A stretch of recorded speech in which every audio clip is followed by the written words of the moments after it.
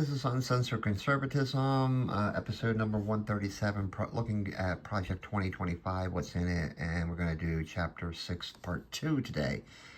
Kieran Skinner, the author of this chapter, says that the State Department cannot overlook basic human rights, and especially minority rights. However, they must be balanced against national security interests. That is, sometimes you're going to have to sleep with the devil. She notes that special attention has to be paid to religious rights, especially in the Middle East and countries like Nigeria, where Islamic terrorists are slaughtering Christians left and right. And speaking of Africa in particular, we should focus on economic development, not financial assistance. Aid alone spurs violence and corruption. And it's no secret that China has gained a foothold in Africa.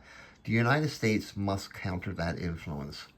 It suggests the recognition of Somaliland, given the deteriorating situation in Djibouti. They are heavily under the influence of the Chinese, by the way, and encouraging American companies to invest in Africa. Project 2025 suggests that this occurs only in countries where there is reciprocity, and stop aiding countries that may not have our interests at heart. Regardless, national security and domestic prosperity abroad should be the overriding concern. African countries especially don't particularly like having gay rights and abortion shoved down their throats.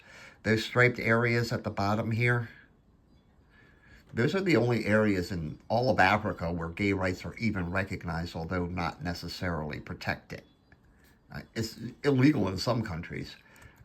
And I really don't think it's a good strategy in Islamic countries either. So no more gay pride flags flying over embassies. In his last administration, Trump made a great deal about NATO and Europe spending more on defense. Project 2025 says that's a great start, but going even higher than 2% of GDP should be encouraged and reward the countries that meet their goals. Trade with the European Union is an important task that must be undertaken, if for no other reason than thwarting China. And post-Brexit, a trade deal with Great Britain needs to be hammered out, lest they drift back toward the EU. And speaking of Brexit, now that Great Britain is out, the United States has lost an important ally within the European Union. Instead, we need to foster better relations with the eastern flank of the European Union, with countries like Slovakia, the Czech Republic, Poland, and so on. India plays an important role in thwarting Chinese influence. They haven't exactly been friends in the past, China and India. The long simmering feud over Kashmir between India and Pakistan needs some resolution because it could undermine stability in South Asia should hostilities resume. And we're going to have to eventually pick a side. To facilitate a free and open Indo-Pacific region, an alliance between India, the United States, Australia, and Japan must be forged and made official through a treaty process. The Arctic is believed to have 90 million barrels of oil and 25% of the world's untapped natural gas reserves. Yet, only 4 million people live above the Arctic Circle, and more than half of them live in Russia. Now, China has designs on the area, but they lack an Arctic coast. But Russia does, and they've made no secrets of their designs on the region. If cooperation is doable in this area, then okay, but you really can't count on this guy to do it. So, Project 2025 suggests withdrawal from international organizations if they act against our interests. The failure and corruption of the World Health Organization during COVID is a perfect example. In short, we have to end our blind support for international organizations. If it advances our interests, we support it. If not, we withdraw. It's America first, right?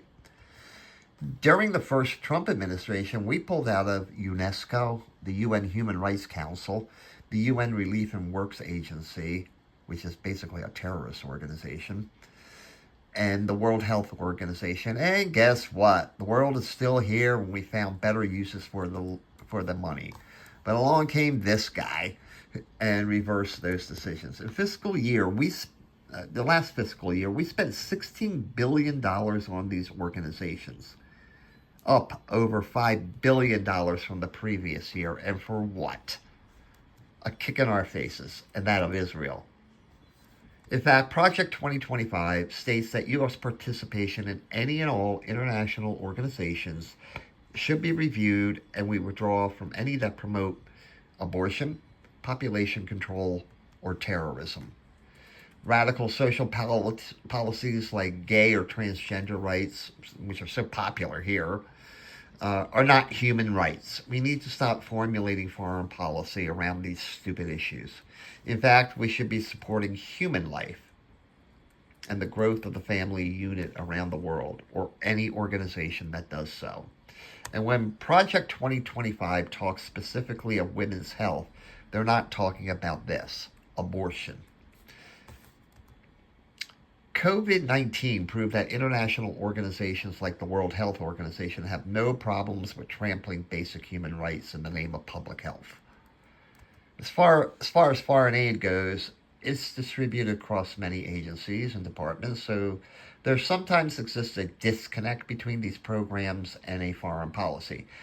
Perhaps they should be brought under the umbrella of the State Department. And finally, we have to do a better job communicating directly to foreigners. They have no problem exploiting our free speech guarantees, all while threatening vital United States infrastructure through cyber efforts and their propaganda. And that's pretty much it for Chapter 6. I'll have more on foreign aid and trade later. Next up is going to be the intelligence community. So until then, have a great day and a more pleasant tomorrow. Not controversial, folks. Not controversial.